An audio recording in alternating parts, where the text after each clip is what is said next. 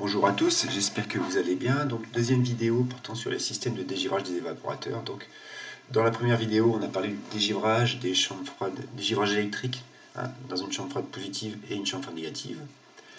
Donc ici, je vais vous parler dans cette vidéo, je vais vous parler donc du dégivrage monoposte toujours mais par inversion de cycle. Et dans le cadre de dégivrage multiposte, en froid industriel, le dégivrage gaz chaud et le dégivrage avec de l'eau glycolée chaude. L'eau glycolée chaude étant de plus en plus utilisée du fait qu'on vient récupérer la chaleur donc fatale rejetée au condenseur. Plutôt que de la rejeter, on la récupère, ce qui permet de préparer de l'eau chaude qui va nous permettre d'assurer le dégivrage. Mais pas que. Alors, petit rappel sur comment se fabrique le givre. Donc la température des LED, c'est votre température d'évaporation plus 3 degrés. Si on reprend donc l'exemple de notre chambre froide 0 degré, humidité relative 80%, donc la température d'évaporation se rapproche de moins 7, donc la température des LED moins 4. Compte tenu de l'efficacité, on va souffler de l'air, donc on va reprendre l'air à 2 degrés 80% et le souffler à moins 2 degrés 5, 95%, c'est l'ordre de grandeur.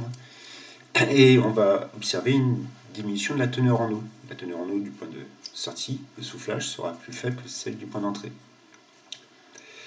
Donc cette différence de teneur en eau fait que il y a de l'eau qui va se déposer sur les ailettes de l'évaporateur qui sont froides. Si la température des ailettes est négative, cette eau va se transformer en givre. Du coup, le givre va créer de la résistance thermique, donc il limite l'échange. Du coup, la température d'évaporation forcément diminue puisqu'il y a moins d'échange. Du coup, forcément, la température des ailettes diminue. Puisque la température des ailettes diminue, la prise en glace va augmenter, puisqu'on va piéger encore plus d'humidité. Du coup, si la prise en glace augmente, forcément, puisque la glace est une résistance, l'échange diminue. Puisque l'échange diminue, la température d'évaporation diminue, etc., etc. Donc on voit bien qu'ici, on a un phénomène qui est irréversible. Dès lors qu'on a amorcé la prise en glace de l'évapo, si on ne fait rien, à plus ou moins court terme, on va avoir un bloc de glace. Et donc du coup, un échangeur qui ne produit plus de froid. Donc il faut absolument assurer le dégivrage. Alors, parallèlement à cette explication, il faut aussi tirer au vide l'évaporateur, donc ne pas laisser de fluide frigorigène liquide dans l'évaporateur. Pourquoi ? Lorsqu'on va passer en dégivrage, surtout si on est par résistance électrique, dans les dégivrages que je vous présente ici aujourd'hui, ce n'est pas le cas, mais je reviens sur les dégivrages électriques. Lorsqu'on est avec un dégivrage électrique, lorsqu'on bascule en dégivrage, on enclenche des résistances. S'il reste du fluide frigorigène liquide dans les vapos, les résistances vont servir à réévaporer le fluide. Donc, et non pas à assurer le dégivrage. Donc on va perdre du temps utile, on va consommer énergétiquement de la puissance pour rien. Voilà. Donc en fait, il faut faire un tirage au vide de l'évaporateur avant de passer en dégivrage lorsqu'on est en dégivrage électrique. Voilà, donc ici ça n'est pas le cas. Mais bon, un petit rappel ne fait jamais de mal à personne. Donc du coup, ici, évolution sur des ramionnaires humides. On reprend ici l'air 2 degrés 80%, ici ma température des LED moins 400%, la droite d'évolution de l'air sur la batterie, et puis compte tenu de l'efficacité, je souffle à moins 2 degrés. Et donc ici on voit la différence de teneur en eau, ça c'est la teneur du point d'entrée, la teneur en eau du point de soufflage, donc on a bien une différence de teneur en eau qui se fixe sur les ailettes de l'évapo. Du coup, je reviens ici sur, en fonction de la température intérieure, les systèmes. Donc, on a vu, voilà. Donc, nous, ce qui m'intéresse, c'est de parler aujourd'hui des gaz chauds, enfin l'inversion de cycle, gaz chaud et eau glycolée chaude. Donc, je vais directement au dégivrage par inversion de cycle. Alors, le système frigorifique d'une installation monoposte, j'insiste bien, on est bien sur du monoposte. Pourquoi ? Parce qu'on va voir que on va basculer tous les évaporateurs qui sont ici, là, il pourrait y en avoir plusieurs, on serait en multiposte dans ce cas-là, tous les évaporateurs vont basculer en même temps en dégivrage. Or, c'est extrêmement rare qu'on bascule tous les évaporateurs, ça n'arrive même jamais, qu'on bascule tous les évaporateurs en même temps en dégivrage, dans le cadre d'un multiposte. Du coup, c'est bien la raison pour laquelle je dis que c'est adapté au monoposte. Donc, une chambre froide, un évaporateur. Ou 2 ou 3 évaporateurs, mais bon, on est bien sur une chambre froide. Alors, donc on va retrouver dans notre chambre froide les éléments classiques, l'évaporateur. À l'extérieur, on va retrouver le groupe composé du compresseur, du condenseur, de la bouteille. Et puis à nouveau, donc, au plus près donc, de l'évapo, on va retrouver notre détendeur thermostatique. Voilà. On va voir qu'il y a donc à un moment donné, donc quand on va basculer en dégivrage, excusez-moi, l'évaporateur va devenir le condenseur et le condenseur va devenir l'évaporateur. Donc il faut un détendeur pour détendre ici du fluide frigorigène dans le condenseur devenu l'évaporateur le temps du dégivrage. Et puis il va falloir avoir des clapets un peu partout, des bipasses, et on va voir pourquoi. Alors pour obtenir ce phénomène donc, de batterie froide qui devient le condenseur le temps du dégivrage et batterie condenseur qui devient l'évaporateur le temps du dégivrage, on va utiliser ce qu'on appelle une vanne, ici 4 voies, qu'on appelle aussi la vanne d'inversion de cycle. Alors 4 voies, pourquoi? Il y a une voie aspiration, elle est piquée, raccordée sur l'aspiration du compresseur, une voie de refoulement, piquée sur le refoulement du compresseur, et puis un premier raccordement à un échangeur, donc retour évapo, et puis vers le condenseur. Et puis à l'intérieur, il y a un tiroir qui peut prendre deux positions, soit cette position, soit la deuxième en pointillé. Alors lorsque l'électrovanne on va voir que le tiroir est piloté par une électrovanne. Lorsque l'électrovanne n'est pas alimentée, le tiroir est dans cette position. Et donc on met en relation le collecteur de refoulement avec le collecteur qui s'en va vers le condenseur. Et on met en relation le collecteur qui vient de l'évapo avec le collecteur d'aspiration. Lorsqu'on passe en dégivrage, le tiroir ici bascule dans cette position. Donc maintenant le collecteur de refoulement est mis avec le collecteur qui s'en va, qui revient de l'évapo mais qui s'en va du coup vers l'évaporateur devenu le condenseur. Et puis ici, les vapeurs, hop, sont réaspirées par là. Donc là, on revient du condenseur devenu l'évaporateur le temps du dégivrage. Voilà. Donc ici, comment elle est faite? Qu'est-ce que c'est? Regardez, voilà, on retrouve les 4 voies. Et puis on retrouve ici la bobine qui permet de positionner la position donc différente du tiroir dans la vanne, comme expliqué précédemment. Voilà.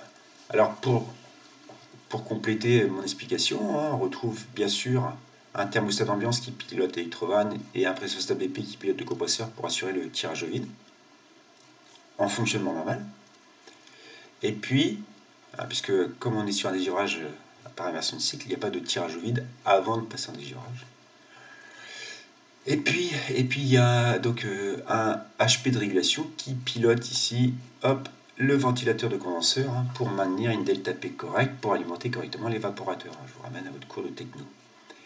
Et puis donc il y aura une horloge de dégivrage mais qui n'apparaît pas sur le schéma fluidique. Et puis il y aura ici un fin de dégivrage dont le bulbe est placé en partie basse dans l'évaporateur pour rebasculer en froid en fin de dégivrage. Et puis on retrouve les appareils de sécurité qu'on connaît bien. Voilà, alors du coup, en mode froid, comment ça marche? Donc ici, voilà, je vais aspirer mes gaz, les refouler, hop, dans mon condenseur. Le liquide obtenu, il s'en va, donc il aimerait bien passer par ici, mais il y a un clapet anti-retour qui le bloque. Il s'en va via ici l'électrovanne, il entre dans le détendeur, le liquide est étendu, mélange liquide-vapeur qui s'évapore, les vapeurs produites sont réaspirées. Voilà, ça c'est le fonctionnement en mode froid. Lorsque je bascule en mode chauffage, je viens couper ici l'alimentation de cette électrovanne. Je viens ici enclencher l'alimentation de la bobine de la 24 voies. Qu'est-ce qui se passe? Le tiroir bascule. Le tiroir a basculé dans cette position. Et donc, ici, on refoule non plus vers le condenseur, mais on refoule vers ici l'évaporateur. Le liquide obtenu, eh bien, bypasse le détendeur, l'électrovanne est enfermée, hop. Puis il arrive ici, il aimerait bien passer par là, mais il y a un clapet anti-retour qui le bloque. Et ici, il passe par le détendeur. Le liquide vapeur obtenu s'évapore et les vapeurs produites sont réaspirées par le compresseur. Hop, excusez-moi. Voilà, et c'est reparti pour un tour. Voilà donc comment ça fonctionne. Donc du coup, d'un point de vue électrique, comment on met en œuvre cet automatisme? C'est relativement simple. Il y a 2-3 subtilités. Donc ici on retrouve, ici c'est un schéma électrique réalisé, donc on retrouve ici, en l'occurrence c'est le schéma électrique donc réalisé sur l'installation au 407A hein, qu'il y a au lycée. Donc du coup, on retrouve là le relais Cryo-1, donc du compresseur semi-hermétique du compresseur utilisé. En l'occurrence, c'est pas un compresseur semi-hermétique, mais bon, voilà, il y a un relais à thermistance. On retrouve comment dire, l'horloge, donc le moteur d'horloge de dégivrage. Ici, j'ai un relais de sécurité. Ici, on retrouve l'alimentation d'électrovanne. Là, ici, la ventile de l'évapo. Là, ici, la 24 voies et un relais donc, de dégivrage. Ici, mon bloc temporisé retard de ventilation. Ici, mon relais de fin de dégivrage. Ici, mon contacteur moteur compresseur. Un bloc temporisé dont on va voir la fonction. Et puis ici, un, comment dire, le contacteur moteur, donc ventilateur de condenseur. Alors, plusieurs éléments. Donc, fonctionnement en mode froid. Donc, en mode froid, ce contact est fermé, celui-ci est ouvert. Donc, ce contact est ouvert. Et donc, ce contact est fermé. Je suis en mode froid depuis déjà quelques instants. Donc, quand la température monte dans la chambre froide, je commande mon Electrovan, je ventile mon évapo. Du coup, la pression dans mon collecteur d'aspiration augmente, mon contact ici se ferme, et j'enclenche mon compresseur, et j'autorise l'alimentation du ventilateur de condenseur si la HP augmente. Régulation de pression de condensation. Encore une fois, pour garantir une delta P correcte, puisqu'on a un détendeur thermostatique mécanique. Si on avait un détendeur électronique, ça ne serait pas la même régulation. Voilà. Et donc, quand la température est atteinte, je coupe mon Electrovan, je coupe ma ventile, et puis ici, mon compresseur tire au vide, et j'arrête, et mon compresseur et mon ventilateur de condenseur. Ça fonctionne. Maintenant, quand je vais basculer en dégivrage, il y a deux cas de figure. Le cas où mon compresseur était en train de fonctionner, et le cas où mon compresseur est donc à l'arrêt. Donc on a dit pour comment dire excusez-moi, imaginons que le compresseur est à l'arrêt quand on est, comment dire, excusez-moi, quand je passe en dégivrage. Eh bien, du coup, qu'est-ce qui va se passer? Je vais ici ouvrir ce contact, fermer celui-ci. Et donc, je vais enclencher ici mon relais de dégivrage qui va ici enclencher mon compresseur. Mon compresseur va démarrer et je vais lancer un bloc temporisé. Quelques secondes. Et dès que mon compresseur démarre, donc du coup je vais bien établir une différence de pression, je vais enclencher ici ma vanne d'inversion de cycle. C'est vraiment quelques secondes. Puisque on se rappelle que si notre compresseur s'est arrêté donc en régulation froid et que je passe en dégivrage, j'ai déjà peu de pression dans les vapeurs. Donc ça peut pas être quelque chose de... Ça peut pas être un temps long. On est sur la base de vraiment quelques secondes. Puisqu'il ne faudrait pas que si je mets du temps à enclencher ma vanne d'inversion de cycle, que ma pression de collecteur d'aspiration descende de trop et que je coupe ici par mon présostat BP de sécu, qui est réglé à la pression atmosphérique. Un petit rappel sur le réglage des appareils de régulation de sécurité. Donc, je reprends. Mon compresseur est à l'arrêt. Je passe en dégivrage. Donc ici, j'ouvre. Là, j'enclenche. Donc là, ici, j'ai bien ici coupé mon Electrovan et ma ventile. Et donc, j'enclenche ici mon compresseur.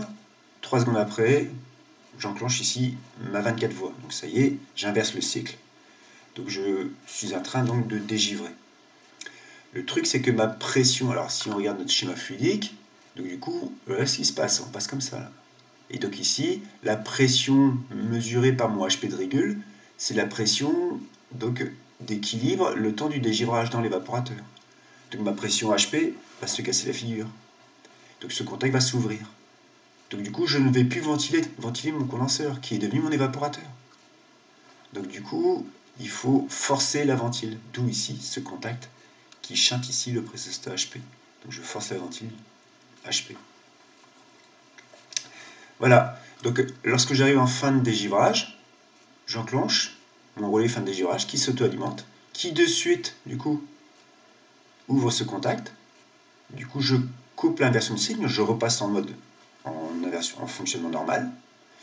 Je coupe mon relais de froid qui chante ici les deux. Donc ma ventile de condenseur étant faible, donc ici mon ventilateur s'arrête, mais ici ma pression BP, elle, n'est certainement pas faible. Donc du coup, j'enclenche, mon compresseur reste enclenché. Et donc du coup, je viens immédiatement chanter mon horloge. Ma température intérieure a sans doute augmenté. Et donc du coup, je relance le froid, mais avec mon retard de ventile, comme d'habitude, puisque mon contact K3 là s'ouvre et enclenche ici le temps que va mettre ici ce contact pour se refermer. Voilà donc pour le cas de figure où mon compresseur était arrêté. Si maintenant je passe en désgivrage et que j'ai le cas de figure où le compresseur fonctionne, voilà, ça marche exactement pareil. Et donc je n'aurai a priori pas besoin de ce contact. Je n'en ai besoin que lorsque je passe, donc lorsque je suis à l'arrêt. Donc ce contact et ces blocs temporisés. Voilà pour le dégivrage par inversion de cycle. Donc rappel, ce type de dégivrage, c'est pour du monoposte, donc un ensemble d'évaporateurs qui fonctionnent ensemble, puisque l'ensemble va basculer en dégivrage en même temps. Donc maintenant, lorsqu'on passe sur du multiposte, a fortiori en froid industriel, on va utiliser les gaz chauds qui sont produits au refoulement du compresseur pour assurer le dégivrage.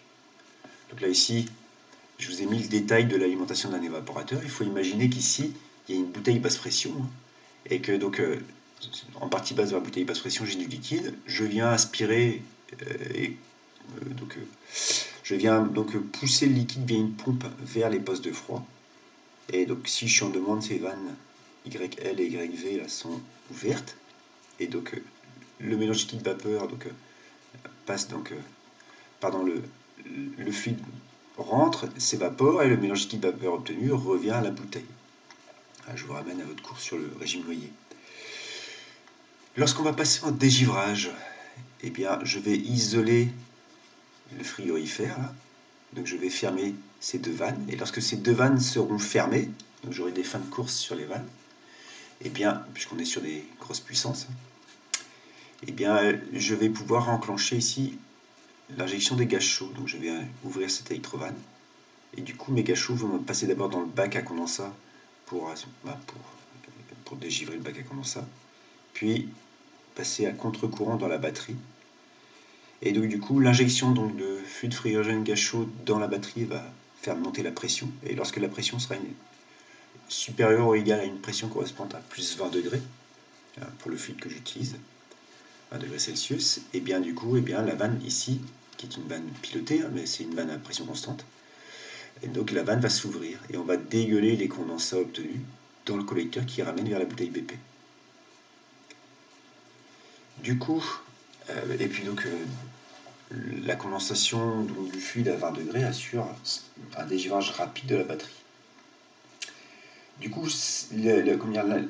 l'injection des condensats dans le collecteur d'aspiration retour vers la bouteille BP, ça va avoir comme conséquence de faire remonter légèrement la pression BP, mais pas non plus tant que ça, puisque en fait on a un seul poste de froid en dégivrage quand on a X de postes en froid. Donc en fait, il n'y a pas une remontée en pression si importante. Bon, il y a malgré tout une remontée en pression, c'est évident. Et donc c'est juste le compresseur qui aspire sur la bouteille BP va devoir compenser en augmentant son débit de gaz aspiré par variation de vitesse ou par recompression cylindre ou par je ne sais trop quoi. Voilà. Donc du coup, ici, schéma fluidique d'une installation de froid industriel. Donc on retrouve ici une bouteille BP, donc c'est de l'ammoniac, moins 32. Et donc le liquide est pompé et hop, il s'en va par ici. Donc là ici j'ai un collecteur mauve qui est mon liquide, donc bouteille. Et puis à côté du collecteur mauve, j'ai un collecteur jaune. Et là, si on remonte, il vient ici, il est au refoulement du séparateur d'huile. Donc là on est sur les compresseurs à vis.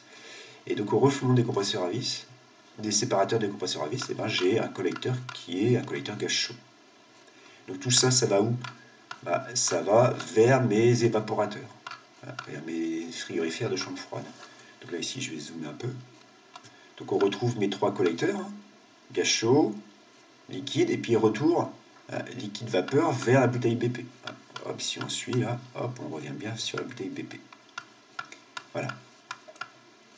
Donc ici, on retrouve bien une nitrovane liquide, une nitrovane ici vapeur.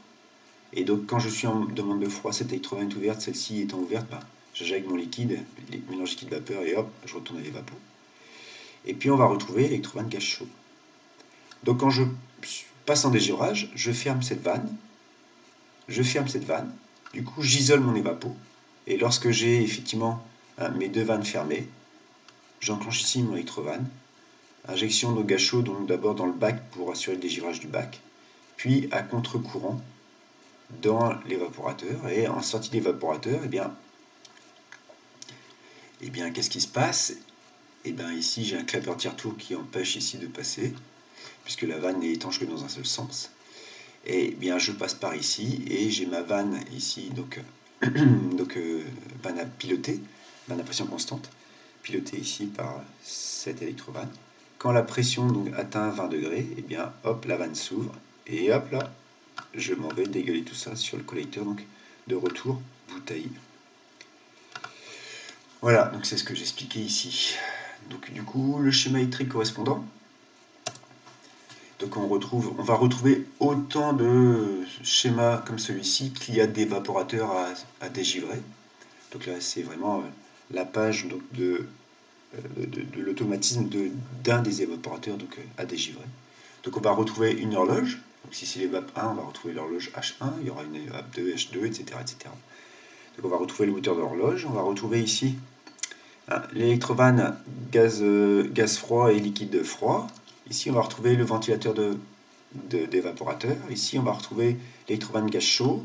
Là mon bloc temporisé retard de ventile. Là ici mon relais fin de dégivrage. Là mon bloc temporisé drainage. On a vu ça quand on a fait le schéma ELEC de dégivrage électrique. Et puis là ici les relais de fin de course de vanne fermée. Donc vanne liquide froid fermé, vanne gaz froid fermé, vanne gaz chaud fermé. Donc maintenant qu'on a dit ça, l'automatisme. Donc quand je ne suis pas en dégivrage, ce contact est fermé, celui-ci est ouvert. Et bien, quand la température monte, j'enclenche ici 6K4 est fermé. 6K4, c'est ma vanne gaz chaud. Ma vanne gaz chaud, puisque je ne suis pas en dégivrage, ma vanne gaz chaud est fermée. Donc si ma vanne gaz chaud est fermée, c'est le cas, j'enclenche ici mon électrovanne liquide. Bien sûr, mon électrovanne gaz froid, qui elle est tout le temps alimentée quand je ne suis pas en dégivrage. Donc tout le temps ouverte quand je suis pas en dégivrage. Et puis ma ventile. Donc je suis en train de faire du froid dans mon frigorifère. Quand la température diminue dans mon frigorifère, je coupe et je viens isoler mon électrovanne liquide. Maintenant je passe en dégivrage. Donc quand je passe en dégivrage, ce contact ici s'ouvre, celui-ci se ferme. Du coup, eh bien, je viens enclencher ici, eh bien déjà je vais fermer mes électrovannes. Donc du coup, dès que mes électrovannes liquide froid et gaz froid sont fermées, donc mon évaporateur isolé, du coup j'autorise l'alimentation de ma vanne, l'ouverture de ma vanne gaz chaud. Voilà, et puis j'enclenche ici ce bloc qui ouvre aussi son contact immédiatement. Donc je suis en train de dégivrer, puisque j'ai injecté mes gaz chauds. Je dégivre, ma température donc, de mes ailettes augmente, j'arrive à 10 degrés, mon fin de dégivrage ici se ferme. J'enclenche ici mon relais, qui est mon relais fin de dégivrage, auto-alimentation. Puisque mon relais fin de dégivrage est alimenté, ça ne sert plus à rien de continuer à dégivrer. Donc ici, je coupe mon électrovanne gaz chaud. Donc mon électrovanne gaz chaud se ferme. Et ici, puisque j'ai coupé, ce bloc-là va mettre un temps certain à se refermer, défini par le temps que je vais mettre. Et parallèlement à ça, j'enclenche ici mon bloc temporisé drainage. Du coup, pendant 2 minutes, il ne se passe plus rien, et au bout de 2 minutes, ce contact se ferme, je viens chanter ici mon contact d'horloge, et je repars en froid, puisque ma vanne sera sans doute fermée. Voilà, je repars en froid, mais j'ai toujours mon retard de ventilation.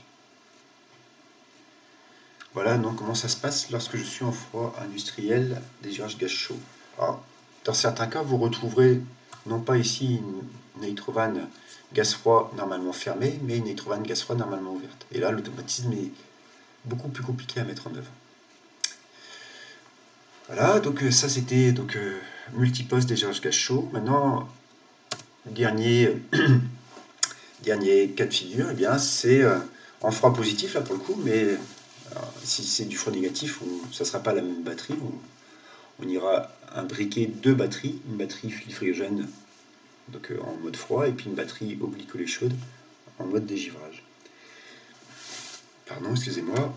Donc le frigo porteur, donc là ici on est sur un poste positif. Donc on a un frigorifère donc dans une chambre froide positive. Et donc l'eau en mode froid, l'eau rentre à -9 et sort à -6. Voilà. Donc en mode froid, lorsque je suis en demande, les électrovannes ici, celle-ci est alimentée, celle-ci est tout le temps ouverte, hein. Celle-ci est alimentée quand je suis en demande et l'eau glycolée rentre à -9, échange avec l'air, ressort à -6 et retourne vers la bâche donc, hein, de stockage d'eau glycolée. Lorsque je vais passer en dégivrage, je vais isoler ma batterie, donc je vais fermer cette électrovanne et fermer cette électrovanne. Et lorsque ces électrovannes seront toutes les deux fermées, eh bien je vais enclencher les deux autres électrovannes. Et donc ici, je viens prendre de l'eau glycolée chaude dans une bâche à 30 degrés. Et cette eau glycolée, je la fais passer à contre-courant. Voilà. Et elle s'en retourne dans la bâche au glycolée chaude. Alors, ici, il y a des clapets anti-retour. Donc du coup, en mode froid, cette électrovanne est ouverte. Cette électrovanne est ouverte, passante. Donc du coup, je passe par là. Hop. Ici, cette électrovanne, il n'y a besoin de rien, puisque le fluide aurait envie de passer par là, mais comme l'électrovanne est fermée, elle est étanche dans ce sens-là. Une électrovanne est étanche dans le sens normal de passage, elle est difficilement étanche dans son sens inverse. Ok, donc là ici j'ai besoin voilà, d'un clapet anti-retour, justement ici, parce que si je faisais rien, le fluide aurait envie de passer par là. Puisque ici, mon électrovanne ne serait pas étanche, elle est étanche que dans ce sens-là. Du coup ici, la présence de ce clapet anti-retour. Et lorsque je passe en dégivrage, je viens isoler les deux, et donc je viens injecter ici mon eau glycolée chaude par là. Ici, le passage normal c'est ce sens-là, donc ma vanne est étanche, je n'ai pas besoin de clapet, donc le fluide va passer par là. Puis il va arriver ici, et là il aimerait bien passer par ici, mais comme j'ai mis un clapet, je l'oblige à passer par là. Encore une fois, hein, la vanne pourrait être étanche, mais elle pourrait aussi être fuyarde, d'où ici la nécessité d'avoir ici un clapet anti-retour. Voilà donc pour la présentation donc, de l'automatisme au niveau d'un schéma d'un point de vue fluidique. Maintenant, électriquement, on va retrouver ça, donc pareil, on va retrouver autant de fois cet automatisme qu'il y aura donc de frigorifères à dégivrer. Donc on va retrouver le moteur d'horloge, on va retrouver ici l'électrovanne, un frigo porteur froid, et puis on va retrouver le ventilateur donc d'évaporateur, de frigorifère. On va retrouver ici les électrovannes frigo-porteur retour, si c'est une vanne normalement ouverte. C'est plutôt intelligent d'ailleurs, puisque cette vanne sera beaucoup plus en mode froid qu'en mode dégivrage. Donc du coup elle sera ici. Si je m'avais mis normalement fermée, j'aurais dû la mettre ici. Elle aurait été très souvent, ou quasiment tout le temps alimentée, sauf pendant la période de dégivrage. Donc là ici, d'un point de vue énergétique, je ne l'alimente que lorsque je passe en dégivrage. On retrouve ici l'électrovanne frigo-porteur chaud, aller et retour. Le bloc temporisé pour le drainage, le relais fin de dégivrage, le bloc temporisé, pardon, j'ai dit pour le drainage, c'est pour le retard ventilation. C'est ici le bloc temporisé pour le drainage. Et là ici, les relais auxiliaires pour les fins de course, hein, vanne froid et vanne chaud fermée. Maintenant que c'est dit, je suis en froid. Donc ce contact est fermé, celui-ci est ouvert. Lorsque je passe en demande de froid, je viens enclencher ici mon électrovanne froid aller et ma ventile. Et donc cette électrovanne n'étant pas alimentée, elle est ouverte. Donc du coup j'alimente bien en eau glycolée froide mon frigorifère et je fais bien donc, il y a un échange thermique et je fais du froid. Quand la température est atteinte, je coupe mon électrovanne aller froid et donc, du coup j'ai peu de circulation, donc forcément ma température intérieure de chambre froide remonte. Donc quand je passe en dégivrage, je viens ouvrir ici ce contact, fermer celui-ci. Donc j'isole bien ici l'allée et je viens ici fermer ma vanne chaud. Lorsque ici, ma vanne, pardon, retour froid. Lorsque mes deux vannes aller et retour froid sont fermées, K2 se ferme et j'autorise l'alimentation donc de mon eau glycolée chaude. Donc ça y est, je dégivre. Ma température d'ailette atteint 10 degrés, mon thermostat fin de dégivrage se ferme. Mon relais ici est alimenté, auto-alimentation. Et donc du coup, ce contact se ferme. Je lance ici mon bloc de drainage qui va mettre ici un certain temps à s'enclencher. Et je viens également couper via ce contact mon bloc temporisé retard de ventile qui va me mettre un temps supérieur donc, à se refermer. Donc je vais repartir en froid. Dès que mes vannes glycol chaud seront fermées, je réautoriserai donc l'alimentation en glycol froid de ma batterie. Et je repartirai en mode froid avec un retard de ventile, toujours pareil, pour éviter la projection d'eau dans la chambre froide. Voilà, j'ai fini cette présentation. Je vous souhaite une bonne journée.